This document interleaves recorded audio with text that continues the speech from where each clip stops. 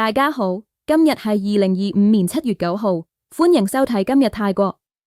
今日多宗重大新聞，包括前副總理阿努廷喺社媒批評拍通坦賭場政策，唔聽習近平忠告導致中國旅客大跌。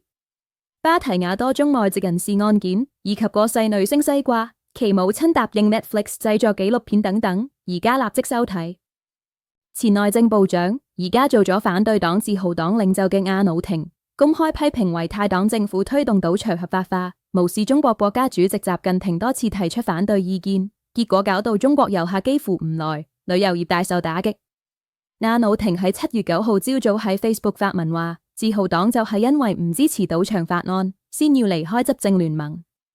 雖然政府打算今日撤回法案，但損失已經造成，遲咗。佢話總理佩通坦喺今年2月去北京見習近平，對方3次叫泰國唔好搞賭場，仲話如果唔聽，中方會減少旅遊、貿易同投資。阿努廷話自己有參與過會，知道詳細對話，但政府之後仍然硬推法案，擺咗喺國會優先處理。佢認為呢個態度等於當中方講嘅嘢冇到，結果就係中國旅客跌咗成90%，搞到酒店、餐廳、小販、手信店全部都冇生意。佢話政府應該係保護大多數市民嘅利益，唔係為咗少數搞賭場嘅投資者服務。同日喺國會，財政部副部長朱拉本解釋話，撤回法案係為咗俾新上任嘅部長同市民有時間研究，又話賭場綜合體可以做旅遊景點，帶動經濟，同時可以減少社會爭議。但自豪黨議員帕拉東就要求政府唔好淨係撤回，係要永久取消。佢話中國明確唔鼓勵國民出博賭錢，所以中國客唔嚟係直接結果。佢又質疑撤案可能係因為佩通坦被爆咗同柬埔寨議長洪森有電話對話，可能涉及政治交易。最後國會以253票贊成、65票反對，正式通過撤回賭場法案。一名中國男子喺芭提雅住豪宅，為咗博人氣喺社交平台上載多張持槍照片，結果惹嚟警方關注，最終俾人上門拘捕。事發喺7月8號早上，旅遊警察持搜查令突擊鐵巴實路上一間市值過千萬泰銖嘅2層獨立屋內面積超過800平方米，屬當地高級住宅。警方調查發現，現年47歲嘅中國籍男子劉峰喺社交媒體頭像擺晒多支真槍靚相，引發網民報警。當日警方拍門無人應門，發現大閘無鎖，入內後即場見到劉峰面露驚訝，明顯手足無措。警方搜屋期間，喺其房間衣櫃內揾到9毫米子彈16發、一支短身 BB 槍同一支長身 BB 槍，但現場無發現任何真槍。面對問話，劉峰聲稱相中嘅真槍唔係自己嘅，話係借朋友或射擊場嘅槍嚟影相玩下，至於子彈就係有朋友寄放喺佢度。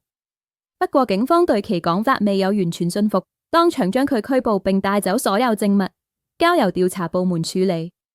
警方提醒公眾，喺泰國即使係 BB 槍或模擬槍，擺上網展示都可能觸犯法例，尤其令社會產生恐慌，隨時面臨罰款甚至監禁。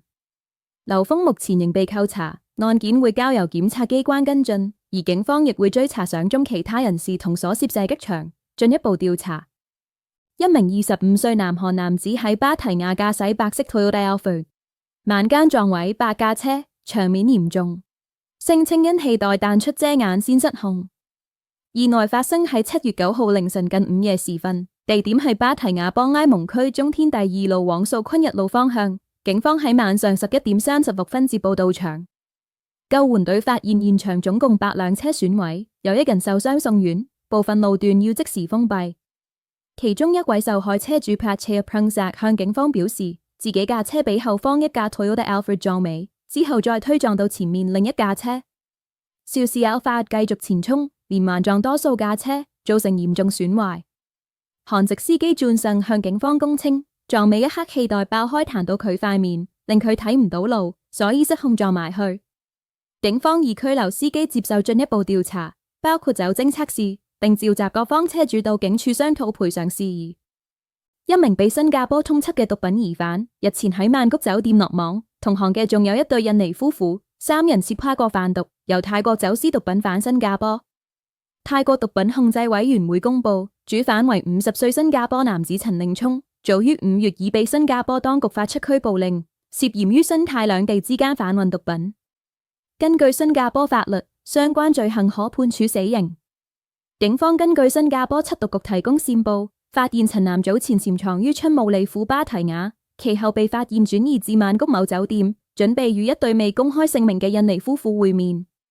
警方與移民局於上星期六聯手行動，突擊該酒店房間，一舉拘捕3人，並搜出搖頭丸、K 仔及5仔等毒品。Arimin-5 為受監管安眠藥，屬苯二氮類藥物之一，在多國列為處方毒品。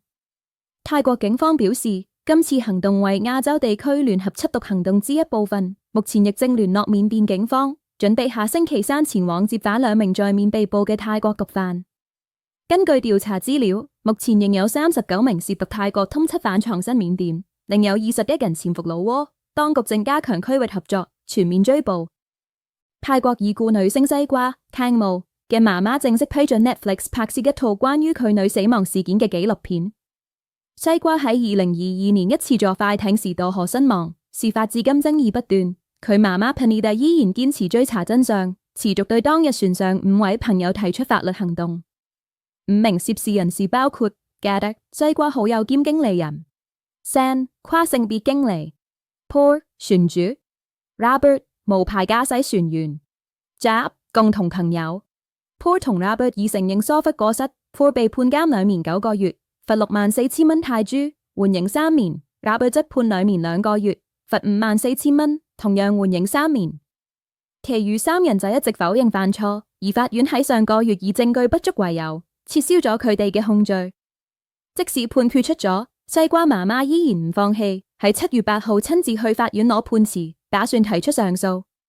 佢接受訪問時話：呢幾年壓力大到透唔到氣，因為要處理好多法律文件，加上全國關注，至今都未揾到合適律師接手。佢亦透露 Netflix 早已接觸過佢，想將西瓜個案拍成紀錄片，但之前因為官司纏身冇時間理會。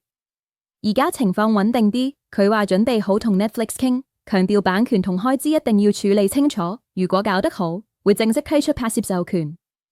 泰國豬農近日發聲，反對政府打算為咗換美國減關稅，考慮開放美國豬肉入口，話呢個做法會害死本地豬農。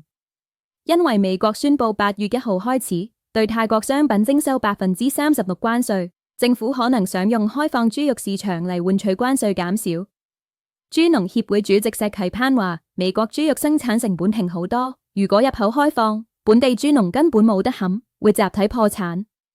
佢強調，豬肉係民生基本食物，唔應該攞嚟做政治籌碼。協會又擔心開放入口會帶入豬流感等疾病，破壞泰國原本防疫成績。仲有個重點係，美國養豬容許用一種叫貝塔促效劑嘅生長激素，泰國係禁止嘅，因為食落肚可能導致心跳加快、頭痛、手震等副作用。呢啲物質大多積聚喺內臟，風險更高。協會最後呼籲政府唔好攞農業嚟冒險，應該改推工業產品出口應對貿易談判，保障食安同埋農民生計先係最重要。泰國文化部正式向聯合國教科文組織提名泰國傳統服飾為非物質文化遺產，預計將於2026年會議中接受審議。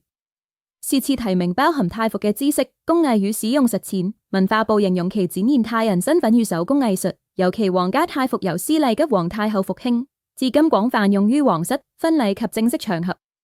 2024年3月，泰國內閣已批准提名計劃，目前泰國共有396項本地非遺登記。針對有傳柬埔寨分族文化提名中含泰服元素，文化部澄清為不實信息，並無雷同內容。官員強調，聯合國教科文組織鼓勵文化共享與尊重差異，泰方期望透過提名向世界展示民族自信與文化價值。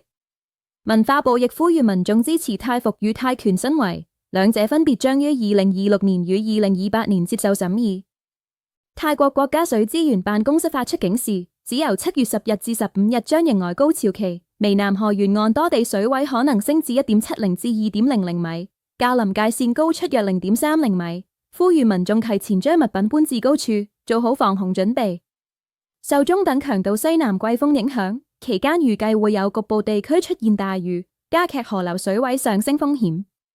受影響地區包括曼谷、北欖府、龍仔措府、佛統府、夜公府，尤其是湄南河、塔音河及湄公河沿岸嘅低洼區，以及無永久防洪堤、防水牆保護嘅社區。